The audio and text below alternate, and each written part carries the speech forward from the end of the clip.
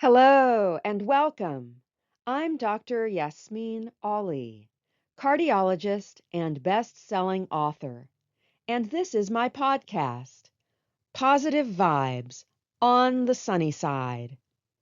Each week, my goal is to bring you uplifting stories and insights to inspire you to live your happiest, healthiest, most positive life. So thank you for joining me.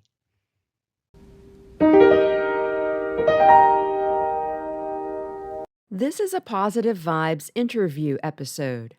The Positive Vibes podcast strives to present a variety of viewpoints from all walks of life. The opinions of interviewees are their own, and you and I may not agree with everything that everybody says. In fact, I'd be worried about us if we did. But all of my guests share this in common. They are positive people who take action to improve themselves and the world around them. And I find that I learn something from every single one. I hope you will too.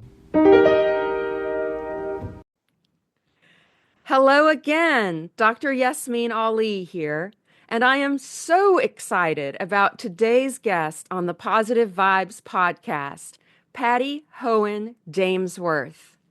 Patti lives in Waverly, Tennessee, which is also my hometown, as you know from the first episode of this podcast. And I would challenge you to find anyone who is a more positive person than Patti is. Truly, she may well be the most positive person I know. And that's why I asked her to do the first Positive Vibes interview with me. She completely embodies the principles of positive vibes and is such an exemplar of my own ORCHID personal development framework. That's O for optimism, R for resilience, C for creativity, H for health, I for integrity, and D for determination. ORCHID. You'll be seeing and hearing more about that as a theme underlying all the episodes of Positive Vibes. But I can't think of a better way to begin than by talking with Patti. Patti has done so much in her life and continues to stay active with new projects all the time. And we're going to hear about some of those shortly. She is also, I've found, a complete natural at community organizing, even though I doubt that she herself would call it that. But she has a knack for seeing things, good things, that need to be done, and getting the people and the resources together to do them. So without further ado, welcome, Patti, to Positive Vibes. Well, good afternoon. It's good to see you. It's great to see you too. So for the listeners, we're doing audio only for the podcast, but Patti and I are on Zoom and we can see each other. And Patti is actually wearing a Possadillo Festival T-shirt, which we're going to be talking about in a little bit. So, but first, Patti, I want to go back to, the first time I met you, which was at the launch of my first book, Walk Through Yes. Fire. Yes. Train Disaster That Changed America, at Parnassus Books and Patchett's bookstore in Nashville, Tennessee. And you know what, Patti, when I look back at the photos from that signing, I can see you up and about before I came out on stage. And it looks like you were organizing a group photo and telling everyone to smile. And it was a large audience. I mean, over 100 people, standing room only, but you stood out. And oh, good. tell my children that. They'll be like, Mom, sit down. So. But then I discovered, it got even better, when you came through the signing line, that you had scheduled your knee surgery around my book launch so you could be there for the signing. Now, Patti, that's not something an author ever forgets. So maybe tell us why it was so important to you to be there. Well, I had been following your journey with the book. So I was so excited about this, and I love to support Waverly people doing good things. I think that's very important for Waverly to support Waverly. So that was one reason I wanted to work my schedule around it and maybe delay my meniscus surgery for another week. I don't know what, but I planned it that way. So you had scheduled your meniscus surgery around this? Yes, I absolutely had. It was just very important for me to be there. And I had an experience with the train explosion myself. And so it was historically important and then a very important thing for Waverly. And I wanted to meet you because you and I had never met up to that point. So, I know, which is amazing. I don't know how our paths hadn't crossed before then, but I have been so blessed having met you and ever since then getting to know you. It really has been a blessing. well, you're And stuck with me now. That's all I know. So, I'm happy to be stuck with you, yay, Patty. I know that song. So, But but okay, so then I want to talk about what came out of you reading the book, yeah, yourself, because I do think it's kind of amazing how you took it and ran with it as a force for greater good. So I mean, do you remember the Waverly book signing when I signed at Humphreys County Public Library? yes, I did. That was sheer chaos. It was, I think there were about 200 people who came At, through the sign. I at know I was least, at least I yeah. was signing books for 3.5 hours that Yes, you night. were. I felt sorry for you. No, it was, But I mean, it's every author's dream. Are you kidding? That was amazing to see the people of Waverly show out for that and in support, just like you did at Parnassus. And it was at that event that you had an idea. yes. So, and thank you for putting up with me and my ideas. But because I had been to Parnassus, I saw the way you did that book signing. You had a question and answer time. Your sister was there asking you questions. Your parents were there. Frank Craver was there. I think Zach was there also. So, some quote unquote characters in the book were there who lived through that. And so people got to see and hear you talk about how you decided to write the book and your experience that way. When you came to Waverly, I think you thought you were going to have a little talk, but there were so many people. The line was out the door and stayed out the door. And people got there an hour early to start with. So you didn't have time to talk to anybody. You just basically stood up and said, "Hey, thanks for being here, and I got to go sign books now." So, so you did that, and then I I wanted to do something, and you were very gracious to let me do it. Well, tell So, us, tell everyone what that was. okay. Well, I came to you afterwards and said, "This was great. It was very exciting, but I feel like the people of Waverly didn't get the same experience that I got at Parnassus." So, and I talked to some other friends, Daryl Mosley, who's Chamber of Commerce director here, and he said, we should do something. And I thought, yeah, we should. And I wanted it to be more of an experience like Parnassus, and so people could hear more. And I approached you about that, and you said, "I don't want to make this about me." You said, "It's enough about me. I don't want this about me anymore, but I will do this, and I would like it to benefit the train memorial." We have a caboose here in town that was set up, and that's where a lot of pictures and some memorabilia and stuff from the day. It's set up on the site where the explosion occurred. And so it had it had degraded. The paint on it had degraded, and it was down to bare metal. The paint was flaking off. It was terrible. And somewhere in there, we had a flood. Our other Waverly disaster that destroyed hundreds of homes, 20 lives were lost. It was terrible. And so, anyway, the city did not have the money to repaint the caboose. When your whole town is wrecked, you can't say, "Well, I'm going to spend 20,000 bucks on this caboose over here." So, so anyway, our goal with this became, because of what you said, It became a fundraiser for the train memorial. So and you also said, I don't have time for this. I don't have time to plan this. I can come, but I don't have time to plan it. So I worked with a wonderful, wonderful person, Pam Gunn, who's here in town. Pam and I went to school together. She was from the class of 1978, which is the year the train exploded. One of her classmates was lost in the explosion, and it was pretty, I guess, a very close topic to her heart. And so Pam agreed to work with me on it, and that's where that started. And this was in 2023, which was the 45th anniversary year of the Yes. train disaster. So we were able to make it a commemoration on the Yes. 45th anniversary occasion, as well as a fundraiser. And I think we did really well. You know, you put together quite a team. It was all volunteers. We didn't pay anyone to run that event or to donate to the. So we had a silent auction, and we had people who could donate at the door. And you came up with the idea.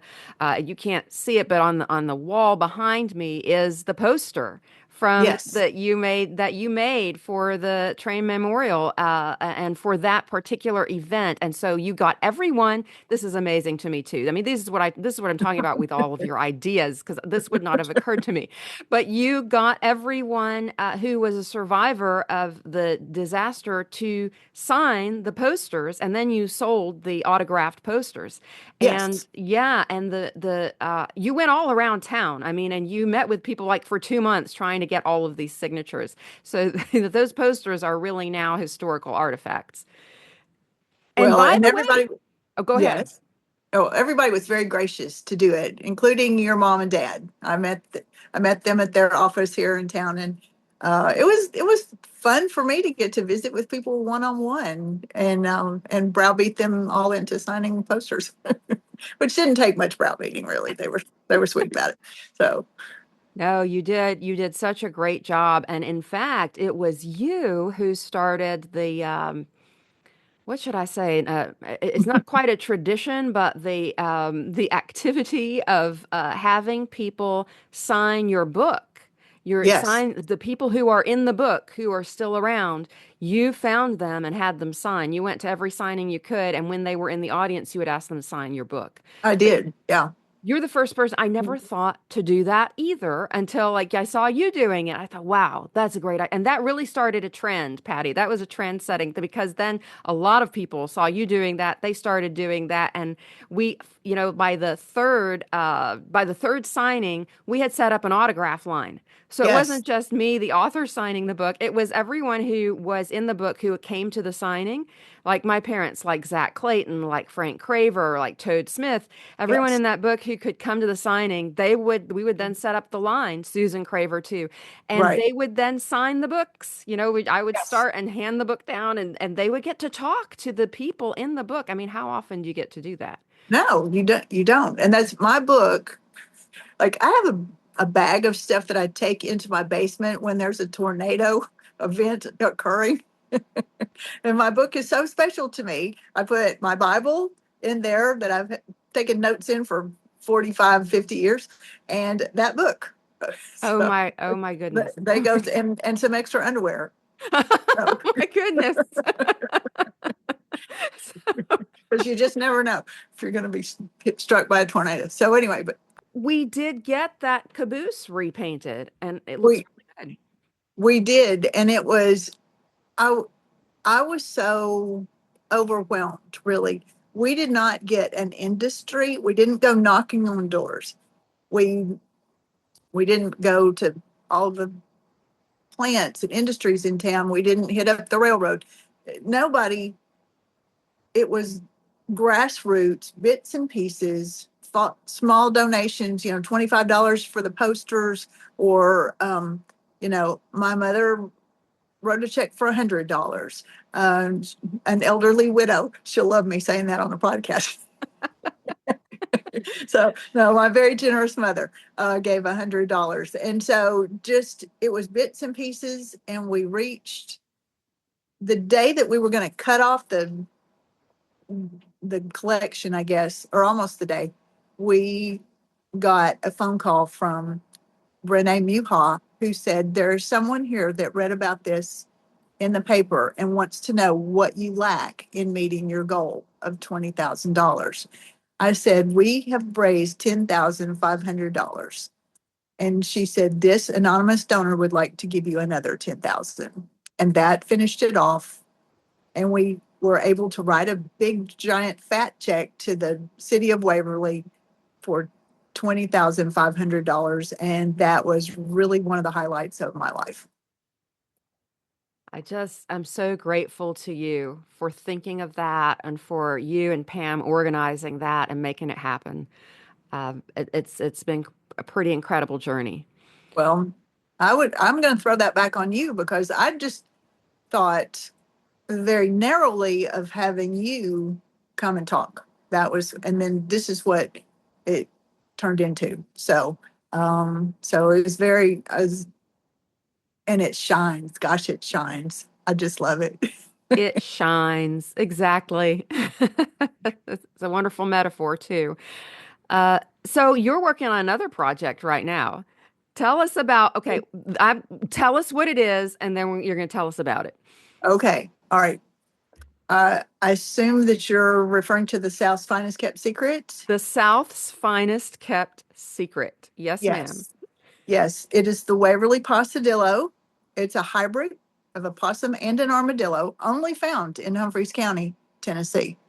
So they're very rare. We have not gotten a good photograph of one yet, but there have been people that I'm going to reach out to for their testimonials, like just A get Possadillo them a sighting. Possadillo sighting. Yes, actually, I had one night myself. I was in the backyard and I was calling the cat at dusk and hoping the cat would come up, and something brushed against my leg, and I looked down. It was not my cat. And I thought, what is that? So could have been a possum, but it also could have been a possadillo because it was dusky outside. But So, so what is a Possadillo, Patty? Can you tell us more a about pos this creature? yes, it's a hybrid of a possum and an armadillo, and they're kind of mystical, and they live here. And years ago, I saw, it was in 2019. I went to a 5K here in town, and I saw these young people from Cincinnati, Ohio, wearing a shirt with a graphic design of a possadillo on it. And I just saw the animal, which was obviously, it has possum face and tail, armadillo shell. And so I thought, what is that? That's cool. And then I read the graphics above it said Possadillo Festival. I thought, what? That's fun. And then I saw it said Waverly, Tennessee, the South's finest kept secret. And I thought, oh, I am so in on this. I have no idea what it is, but I love it. And the kids that were wearing the shirts were from Cincinnati, Ohio. Their dad had graduated high school with me, and he lived up in the Cincinnati area also. And I said, Mark, what is this? And he said, well, my daughter's a graphic designer. We've, designed this after, it's kind of like a bedtime story he would tell his kids at night about the Waverly Possadillo. And he said, so we had shirts printed up for Christmas, and gave them to all the kids. Their shirts were from 2018. And I said, and I saw them in May of 2019. And I said, could I buy the artwork? Because I would love to get these for my family for Christmas. And so he worked with me and shipped me shirts from Cincinnati that had the Waverly Possadillo Festival South's Finest Kept Secret on it. And for Christmas, I gave those out to my children and grandchildren and other family members and said, this is the South's finest kept secret. And you are in on the ground floor. And they loved it. So in, let's see, last February of 24, my nephew came home from Knoxville, where he lives and is going to school, and he was wearing his Possadillo shirt. I said, I need new shirts. It's been 5 years. So I contacted Mark Hayes, who helped me the first time, and said, Mark, I'd like to get new shirts. And somewhere in that conversation, it turned into, why don't we have a festival? So, what could have taken 1 hour of my time is now going to take up years. Patty, I sense a theme here. Yes. So, and I do this stuff to myself. Nobody else came up with this. I came up and Well, so just what is the Possadillo Festival? What's it? What you okay. had one last year? Well, we quickly discovered to have a festival, you also have to have money, and we had no money, and you need a cause. And we did have a cause. We wanted it to benefit the Humphreys County Arts Council, which at the time was trying to find a permanent brick and mortar building in town to have classes and teach, children, seniors, whatever, just meeting space. And so anyway, I thought, well, they need, once they get this building, they're going to need monthly expenses for utilities and insurance and stuff. So that's a good cause. And I was an art major in college, in case you couldn't tell by my weird brain. So the things I come up with. So and Mark is very artistic also, so he agreed that that was a wonderful cause to benefit. So, but we didn't have any money, so we decided to do a 5K to raise money last year. It was the pre-Pasadillo Festival 5K run and ramble, and then we had that, and I didn't know how to do that. I have run in many, many races, but I have never run a race, if you understand what I'm saying. Yes. So I had to figure out forms. I thought, you fill out that form. Well, I don't have that form. So anyway, we're starting from scratch there. And then I also had to explain to people what the Pasadillo was. Yeah. There is that. There is that. So I remember going to the police chief's office here in town, and I was telling him about it, and he just looked at me like, "What?" Yeah. I said, I've spent way too much time trying to figure out what the babies are called. Are they Oh my Poes? Are they goodness. yups? Or is it, what do you call the Pasadillo baby? And I said, and are they nocturnal? And he said, well, yeah, they're nocturnal. And I thought, 5 minutes, you're in. So that was a very happy moment for me that this wonderful county official was going, well, yeah, they're nocturnal. So anyway, he helped me with stuff. Everybody helped me, and we put this race together. And I thought, if I have 50 runners and sell 100 shirts, I'll count it good. And we had over, well, we registered 130 people. Some couldn't do it on the day, but so I'd say between 115, 120 people at least did the race, and I sold 300 shirts. Oh, So, wow. so anyway, and people are very excited, and I'm trying to use local people. The guy that printed the shirts is local. So I'm trying to do local people and just help Waverly. That was the number one goal for this, was to give Waverly something fun and funny and unique. I mean, we are very unique because nobody else has got this. And actually, Mark is more forward thinking than I am. He has spoken to a lawyer. He's gotten trademarked. He's nailed down domains on the internet. So he's doing that type of stuff that never occurred to me.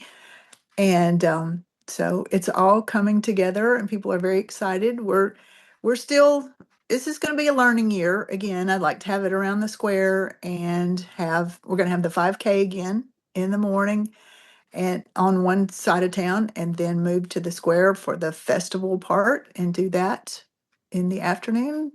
Okay, so let me be sure I understand. Was it October 4th or 24th that you're The doing? 4th, yes, So we'll do. October 4th, 2025, and there is a website that I will include in the show notes, but just for those who are listening, Pasadillo Fest dot Waverly, Tennessee, oh, sorry, WaverlyTN.com. So I'll spell that out. Pasadillo Fest is POSSADILLOFEST Waverly, WAVERLYTN.com.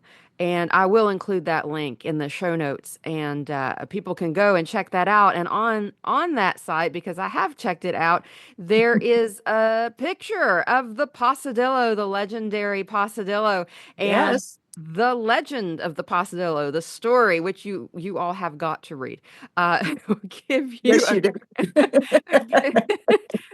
if you don't get a smile on your face reading that, I don't know what. But so this will be the Pasadillo Festival 5K Run and Ramble, and that's going to be in the morning in Waverly, Tennessee, October 4th, 2025. And then you say in the afternoon there will be the festival. Yes, just, probably starting in the 10 o'clock-ish range. Mm. We'll have vendors and food trucks and music, stuff like that around the square. The Humane Society is going to have an adoption event, so you can come get a puppy or a kitten or a Pasadillo if they happen to have a Pasadillo. You There might you go. want to check it out. Who knows? So, but anyway, just it's a beginning. We hope that it turns into something really fun and wonderful. The tourism department here in town, economic development, chamber of commerce, all are 100% behind it, and we really want this to help the community and to help the Arts Council. So, And I uh, saw the photos that you sent from last year's 5K, the first one that you did, the Pasadillo 5K, and yes, everybody looked like they were having such a good time. everybody is very complimentary, and we did have a Pasadillo mascot that was awesome. It You was did? just Okay, so who made yes, that costume for the mascot? Mark did. Mark Hayes, who is just Really? amazing. Yeah. Yeah, he Really? made yes. Yeah, he sent me something he had ordered. He sent a photograph or he just sent me a text said I I ordered a moose head and I am adapting it to be a pasadillo. And I thought, okay, I don't get this at all. What he meant was mouse head. So Oh, because I was going to say the moose and the pasadillo, people who go yeah. to the site and see the pasadillo will know it looks nothing like a moose. No, it looks nothing like a moose. So He I just meant mouse. Okay. yes, I think it's adorable. It had tons and tons of personality. Actually, it has been around Waverly doing some stuff nocturnally. Um, and then, well, maybe not nocturnally. It was helping with Easter eggs. It was helping hide Easter eggs Ah, earlier. So it's making appearances. The police and firemen in New Johnsonville, which is also in our county, have spotted it New one night. Johnsonville, for those who don't know. Yes, Yep. New Johnsonville. So anyway, the Pasadilla is going to make some appearances. We're very excited that you're pretty much debuting it to the world here on your podcast. So Well, I love this idea, and I love that it's unique to Waverly, Tennessee, and we are our shared hometown. And now you have to tell us more about the Humphreys County Arts Council because that's what this is benefiting, right? Just tell us more yes, about the Arts Council. I have been a member for less years than it's been around, maybe like the last 5 years. But my sister's been super involved in it. They do things for the children. They have an Autumn Blaze Arts and Crafts Festival every year, I believe it's the third Saturday in September. And so they just try to promote the arts because you just can't, I don't know, it's kind of like my art professor in college said, it's kind of like the redheaded stepchild. Maybe that's not politically correct anymore, but just like the arts are the first things to get cut a lot of times in a school situation or whatever. The funding's not as great for them. So this is just a way to keep the arts in everybody's forefront. And they bought in the forefront of people's minds, I guess I should say. And then they bought our Greyhound bus station, which I believe was built in the 30s, maybe or 40s, and it had been here since then. I remember taking a bus out of there one time. I have a photograph of my mother-in-law in the probably 1941 or two, standing in front of it as a young girl. Mhm. And so, anyway, it needs a lot of work. It is. It's beautiful and it's historic and it's a mess. And so it needs much, much work.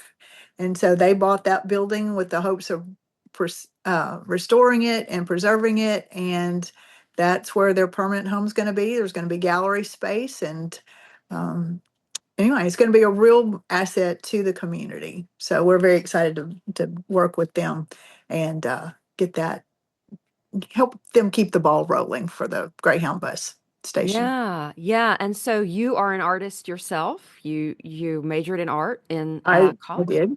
Yes, I did. I was a painting major, one of those degrees that really pays a lot of money.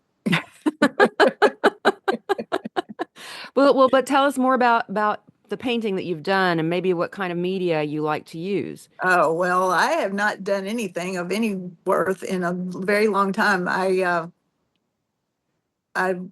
went from being a painting major down to drawing with pencil a lot because somewhere in there I had 3 children in 3 years. And Wow. that was a kind of a lot. And then had another one 9 years later. So I did it wrong both ways. I had them really close together and spread apart. But they're all worth giving birth to, and I'm so glad I've got them. So anyway, I'm using this opportunity working with the Arts Council to get back in it, and they have had a watercolor class. So I've gotten to go do the watercolor class recently. And I think it's still all in there. I sort of turned photographer for many years and did that professionally and for fun. And then my house burned. Oh So my, I didn't know yeah, that. yeah. So my house burned, and I missed the transition from film to digital somewhere in Oh, there while I was dealing with my house situation. oh. So anyway, so somewhere in there, all my film labs died because I was shooting film all the time, and then it went to more digital. And so anyway, I just kind of said, I won't do it for money anymore. I'll just do it for fun. So I take pictures for friends, and do I snails. I don't think you're on Facebook, but I just have this every day. It's like, I wonder what the snails are doing. I go out and take pictures of snails or turtles or something naturey. Is And just you love daffodils. I know that. I do. I absolutely do. I am. I have seen, now let me just say, I have seen your photos. They are gorgeous. I always love getting a photo from you, and I'm going to do my best to include some for those who go online to YouTube when this episode is live. I'll have some photos on YouTube of Patti and of the Possadillo Festival and of the daffodils and it's just some of Patti's great photos. But it occurs to me because I am neither good at drawing nor photography, as my husband will readily tell you because he is a he is a photographer like you.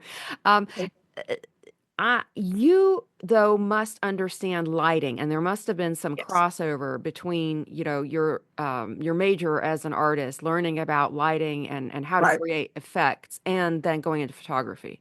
Yes. Yeah. I think that's the main thing that I would say set me apart, because I understood composition, I understood lighting. And when I started, you're shooting film. So I would shoot a wedding, an entire big long wedding, and use 10 rolls of 36 exposure film, which is 360 pictures. Wow. And you better get it right. And because that's the only chance you got. And so now photographers can take thousands of pictures and edit, crop, use filters, all this stuff. And I just did film. And when I was in college, I did black and white, for, developed it myself and printed it myself. So anyway, I'm glad I had that background Yeah. because I do think it helps. Do you think that now having the option for the digital photographers of the thousands of photos they can take, does that actually make the job harder on the back end? Oh, I would think so. That's why I don't want to do it. Yeah. because you got to sort through so many pictures and be sitting in front of a computer and or a laptop or something all the time. That would just wear me out. I love the people. I love the events, the activities. Sitting in front of a computer all day would drive me nuts. So, Well, and you bring up a really good point about yourself that I wanted to sort of have others understand, which is what a people-oriented person you are. And tell me, like you told me one time, and maybe tell the listeners how you learned to make friends and like why that became important. You know, it's important for everybody, right? But you actually have a little story about this. uh, well, we moved so often. Is that what you're referring to? So, yes, my father worked for Woolworths, and Woolworths had the I don't know what they were thinking, but they moved their managers every year. So by the time I had moved to Waverly, I was 13 years old and I had lived 13 places. Now, my mother also had, and father, both of them together, had 3 kids in 3 years. And poor mom, sorry, mom, that you had to do that, load up 3 kids and move every year. But it made me really appreciate friendships, for one thing. And my parents were very positive, and they said, because we were always sad to move. We didn't want to move. We just moved there. We just made friends. We were just settling in. We did not want to move. But they would say, remember how many people we're friends with here? And then we're going to make new friends.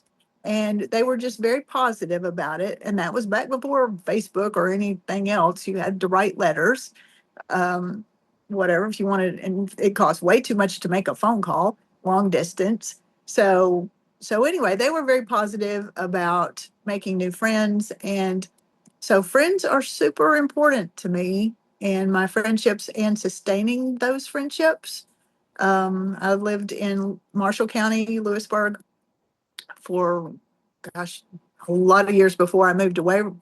Okay, I lived in Waverly, went to college, got married, moved to Knoxville, moved to Jupiter, Florida, moved to Marshall County, Lewisburg, and then had children there. And so I've got friends there that I've been friends with 40 years, and we still get together, we still do things. And then I have a new batch of Waverly friends, and then I've got friends like you that are new friends, you know, quote unquote new, so that I've just met over the few years.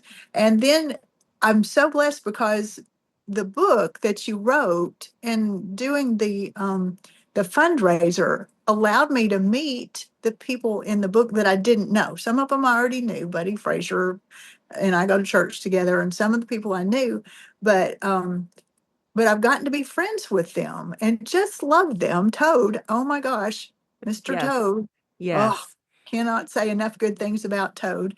Frank Craver is a hoot. Yes. So just, you know, and so it's just been a huge blessing to get to know them and make new friends. And I like having friends that are children all the way to old people. And I think I do. So, or if I And don't tell me. so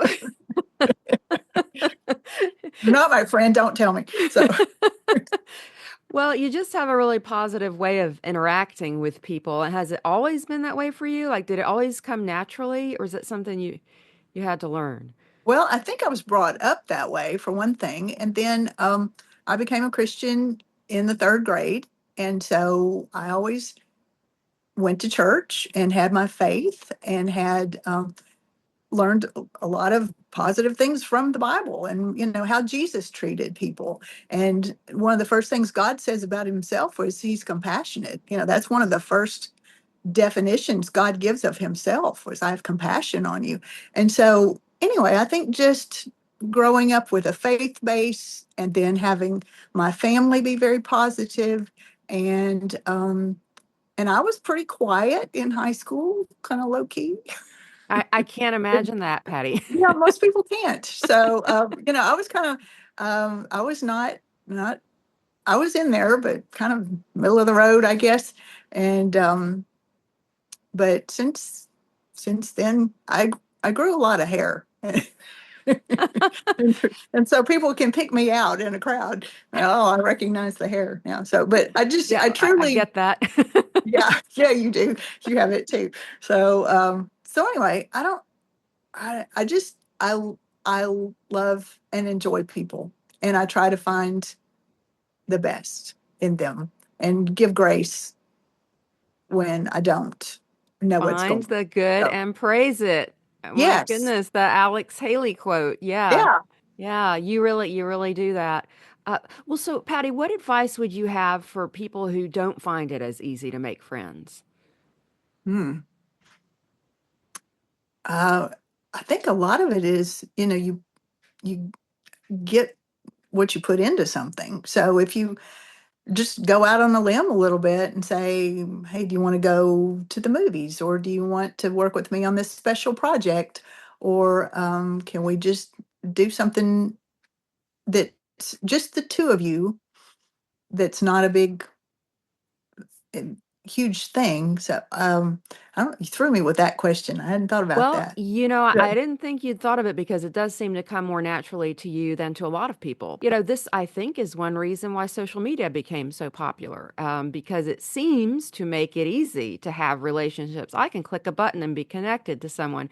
But we know that in-person relationships are so much greater than that and have right, and you and I know because you've sent me articles on this and we've shared articles about studies that have shown that it's the in-person connections, right, the quality of those that actually help determine your longevity and your right. happiness, you Yeah, know? I was amazed. I got a piece of paper and I wrote it down, that one of those articles said our relationships actually get into our bodies and change our physiology. Be actively involved in staying in touch with people and nurturing relationships. And I thought, wow, that really can change you for the better by being a friend or having a friend. And I know that there are people who are introverted. That's more difficult. And I would classify, I see you pointing at yourself. So, but I see, um, I would classify myself as an extroverted introvert, perhaps because, Interesting. yeah, because I can be totally content going outside, being alone. I, I'm lucky to live in a place where I have a lot of green and and a creek out my front door. And so I can step out into nature and oftentimes not even hear anything of mankind, except, like last night I was trying to do something and there was an airplane flying over. I thought, well, dadgummit, Yeah. trying to video these frogs. So, so here's an airplane. But, but anyway, so, I can do that, be very comfortable being in my own skin, but then I love being with other people too. I've got a great church family. Just when I even come into Waverly, and you know this from having lived here, that that we know people because it's a small town. So I did something yesterday. I went to the fitness class and I walked outside, and one guy across the street did something, it's a joke between us, but anyway. So anyway, he made me smile. Then the postman came by and he waved at me because I know him, and just it's just a nice atmosphere here, and I'm lucky. You can't go to the bank or the grocery store or anything, get in and out quickly because there are multiple people to see you and for you to see. It's So it's a real community. it is. It And is. you remind me of a story you told me that you've got to tell everyone else. This is about you were trying. I'm laughing thinking about it. You were trying to lose weight, and you did. But tell people what you did. Back when you were doing the walking and such. So yeah, so I turned 48 and I had four kids, busy life. I had not taken care of myself physically. I'd never been super overweight, but it just kind of started creeping up. So at 48, I looked in the mirror and thought, this isn't going to get it, because I'm looking at 50 really close here. So I thought, okay, I got to change. So I talked to my daughter, and I told her in New Year's, your good New Year's resolutions. I said, Allie, I think that I would like to lose weight and I'm going to walk a mile, which is a very long way for me at the time. And I'm going to walk a mile every day or at least 5 times a week. And then I'm going to lose 10 pounds. And she said, Mom, I think you'd look really good if you lost 20 pounds. So I said, okay, Allie, The thanks. honesty of Yes, of our yes. offspring. Yes. Yes. Thank you very much. And she said, and if you will lose 20 pounds, I will give you a pair of designer jeans. And I thought, you are in college and have no money. So I don't know how that's going to happen, but okay. Yeah, I'm going to, I'm going to go for it. So then I started thinking, I wonder what other people would give me if I lost 20 pounds. So then I started going around asking people, what will you give me if I lose 20 pounds? So, and mostly to hold myself accountable, not because I really wanted this stuff, but I just wanted to be accountable in the weight loss. And so I started walking and I would walk 1 mile and then I got up to 2 miles and then I got up to 3 miles. And then I was driving through Waverly and people would roll down their windows and say, Hey, what do you want to get? What do you want me to give you? You want to go to the movies? Yeah, yeah, we'll go to the movies. Okay. So, Wait, so so would people actually take you to a movie if you lost a yeah, certain amount of yeah. weight, or you were waiting to get to that goal of 20 pounds before I you was, cashed in? oh yeah, no, I waited. I would reward myself with like a small trip to Goodwill or something inexpensive and, didn't have a lot of calories involved. Um, so I would give myself little rewards for every 5 pounds I lost, but I wasn't cashing in on the big stuff until I lost 20 pounds. So I got manicure, pedicure, jeans, shirts, new clothes, a tiara. I got a tiara. I was very excited about This is that. from the So people who said they would give you something. yes, Okay. yes. So anyway, I racked up and it was a lot of fun and we all had a good time with it. And then after that, a friend of mine said that she had done the Nashville half marathon and she walked it. Now I'm not a runner. I'm a sprinter. I have little stubby legs. So I can sprint, but I'm not a runner. And and I went and I said, "Well, you can walk them?" I didn't know you could walk it. I thought you had to be a runner. She said, "No, you can walk." And then that one of my friends had done it with her and she took her medal, her rock and roll at the time, half marathon medal, and slapped it in my hand. And I thought, I want that. Wow. And that was one of those life-changing moments because she put it in my hand and the weight of it felt good and it had some bling on it. And I said, I want that. And I thought I would have to walk 13 miles to get it. And so that's not happening. And then somebody in my graduating class, the year I turned 50, said, Hey, we're turning 50. Why don't we do a half marathon? And I laughed in her face. And then I thought about it and I said, If you can do it, I can do it. And we shook hands and we walked that 13 miles. My first half was in 2009. So, yeah, that's the year I was 50. So, That's amazing, Patty. How did you work up to the 13 miles, thinking from um, the beginning, thinking you couldn't do it? right. Well, I walked a lot. And, There you and go. yeah, I would drop my daughter at school, at the elementary school or junior high, and walk down Main Street. And I'd just keep making loops, and then I'd walk in the morning and the evening. And so just built up. Went to the gym and did some strength training stuff too. And the first the first half, I had a friend that I was working with here and she was turning 40 the same year I was turning 50. And so we were working together, we were training, and my cousin was flying in from St. Louis, and my friend and I had trained together, and I thought, I've got to do this. And so I did. And then 10 years later, when I turned 60, pretty much all of my running buddies had dropped out, and I had just had cataract surgery, and I thought I was going to have to go. I'd signed up for the half, and then I just didn't have any depth of field when I was walking. Everything, was off, and I was still kind of nauseated from the surgeries. And so I thought, I can't do it. I just can't do the half, but I'll go do a 5K. I'll swap my bib, my 13.1 bib for the 5K bib.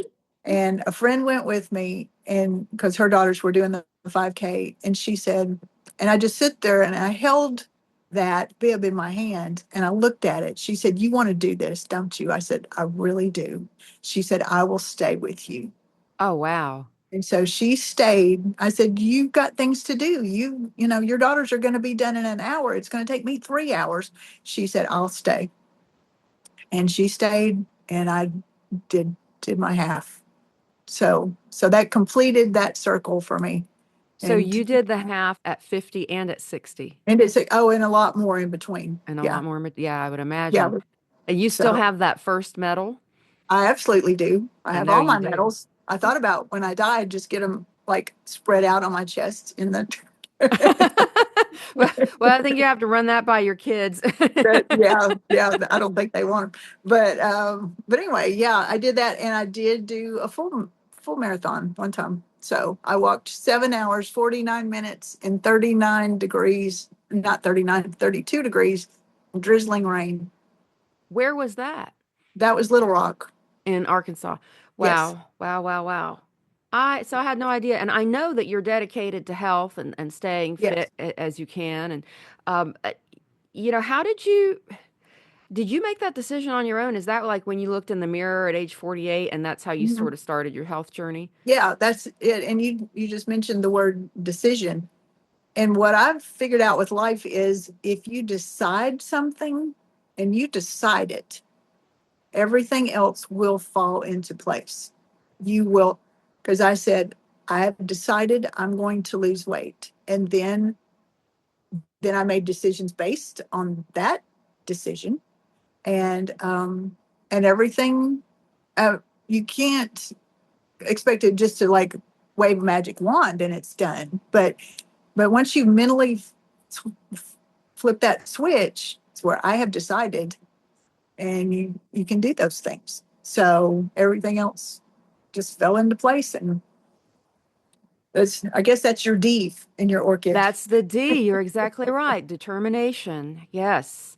Yeah. Oh, that's wonderful, Patty. So inspiring. And I want to connect that for a moment to what you've done since with your knee replacements.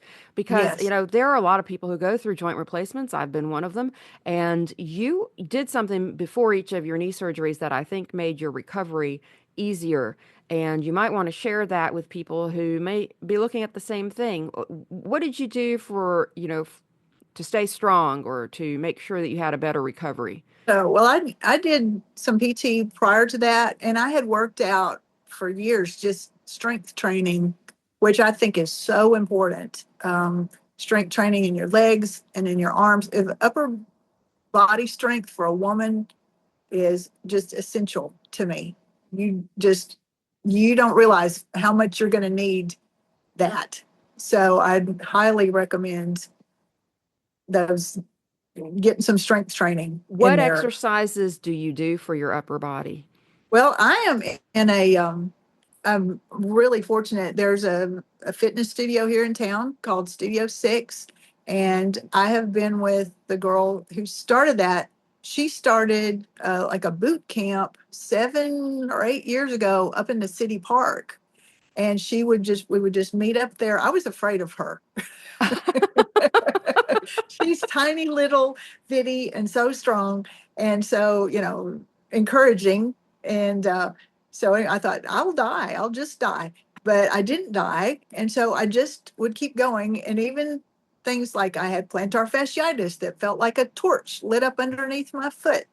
So I just go and work out what I can work out.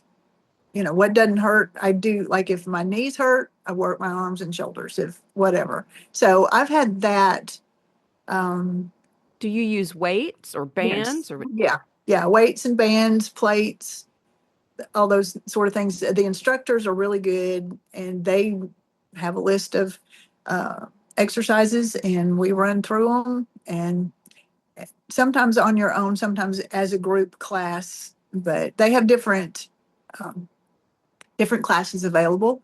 And so I just really like to go there, and they're encouraging, and they have not shunned me Well, or what said, what about the person who wants to do something like that, but they are afraid, as you said? Maybe they're afraid to walk into a gym like that. What would you, right, well, just go on, or maybe just take somebody with you? right. Have a friend that would go with you.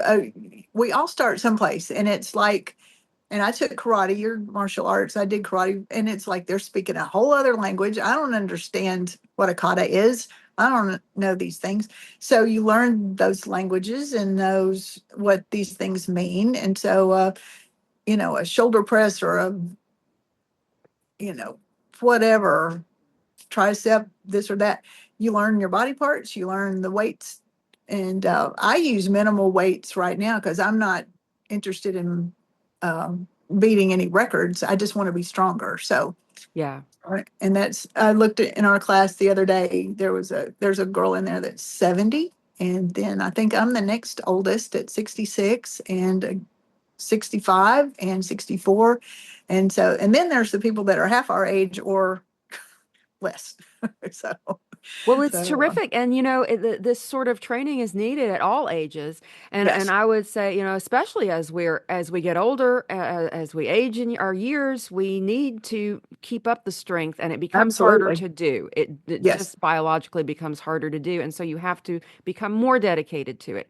And so, it's never too late to start, is No, what I tell people. no, I highly recommend just strength training for a woman, I would say is an absolute necessity, honestly. If you want to have a good life and Yeah, yeah, a more rich life. that's a great way to put it. So Patty, we're getting toward the end of our interview, and I have a last question. But before I get to that, is there anything else you'd like people to know, or you want to share? Hmm. I I would be afraid to share much more, I think. So Well, all right. That could I share my Instagram name Yes, if anybody wants to look absolutely. to. Yes, give us your handles, social media handles. Okay, I'm Creek Seeker, Creekseeker, Creek Seeker on Instagram. So if you like snails, mushrooms, turtles, um, Some things of of where Pat, things some of of your beautiful Waverly, photos. Yeah. yes, Okay, Instagram. daffodils, yes, And do you connect with people on Facebook? I do, And that's yes. just that's Patty Hoehn Dames. Patti Hoehn Damesworth, yes, Mhm. Okay, and and you're we're on link. gonna. Go ahead. I'm sorry. I am on LinkedIn also. I don't use it much because I keep getting these scam things that your resume, blah, blah, blah. I'm thinking, yeah, right, what resume? So I have no resume. So anyway, but I do use that to catch people that I can't normally catch some other way. So Where will you be posting more about the Possadillo Festival as we get closer? there will be an event page on Facebook, and then the website is now just recently gotten up, and we're still kind of working on it. So, yeah, the Pasadilla 5K Run and Ramble will be uh, a Facebook event as well as on a website. And I hope that a lot of people come, and just remember this is still a learning year. We're still learning, and um, we want to make it really good and really fun for Waverly and just watch it grow. That's the main thing. We just want it to keep growing Oh, absolutely. I, and I bring think more it's going to be people great. into our charming little town. So, Yes, yes. Well, okay, Patty. So, last question is, that the motto of positive vibes is keep on the sunny side. yes. So, how do you keep on the sunny side? Well, I made some notes because you told me you were going to ask me that question. So, I think I start out every day being grateful. Just before I get out of bed, I just say, thank you for the bed, the roof over my head, and the pillow under it, because I had a house fire one time and I didn't have those things anymore. So it was like I woke up and none of that was there. And then, so anyway, I just wake up thinking about all my blessings, and there's so many. So that's one way I do it. I try to spend time outside in nature. I try to do something creative or interesting or weird, which is, that's Or pretty all easy of for the me. above. Yes, right. Spend time with friends, listen to music, and one of my very favorite things, take a nap. So, Recharge. Yes. yes, Rest and recharge. I yeah, love it. And then you start the day with gratitude. yes. Yeah. Yeah, you really are the exemplar of positive vibes, Patty. And Oh, I I want wish to I could thank hug you. I'm making you a hug here. next time I see you, we're going to have a big hug. And I really Yay. appreciate you being on the show. Thank you so much. Well, thank you so much for asking me. I'm floored. I'm just floored that you would even consider me. So thank you so much. And I appreciate all you do for the world. And tell your folks hi. Will do. Thank you, Okay. Patty.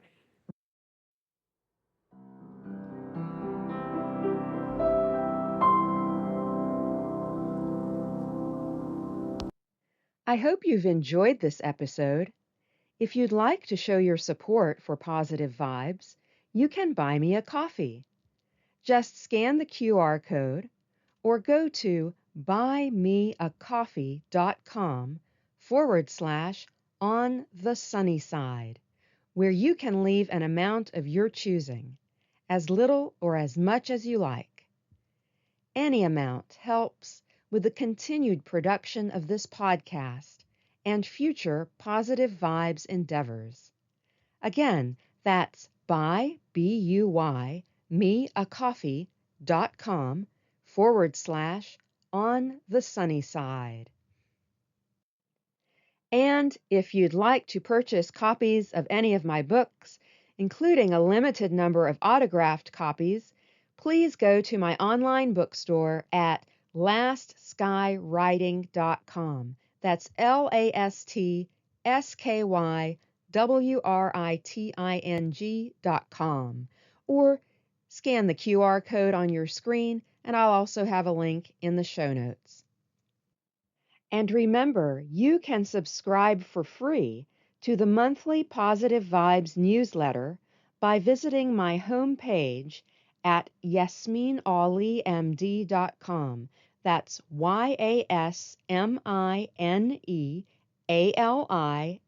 YASMINEALIMD.com. You'll get a regular ray of sunshine in your inbox when you subscribe, with uplifting stories and insights in every issue, along with powerful ideas to help you live with optimism, resilience, creativity, and good health. Plus, you'll receive exclusive updates on new books, events, and special offers. And when you subscribe now, you'll get a free Positive Vibes ebook. Thank you so much for listening to this episode of Positive Vibes on the Sunny Side with Yasmine S. Ali MD. This is Yasmine signing off and reminding you to keep on the sunny side. See you next time.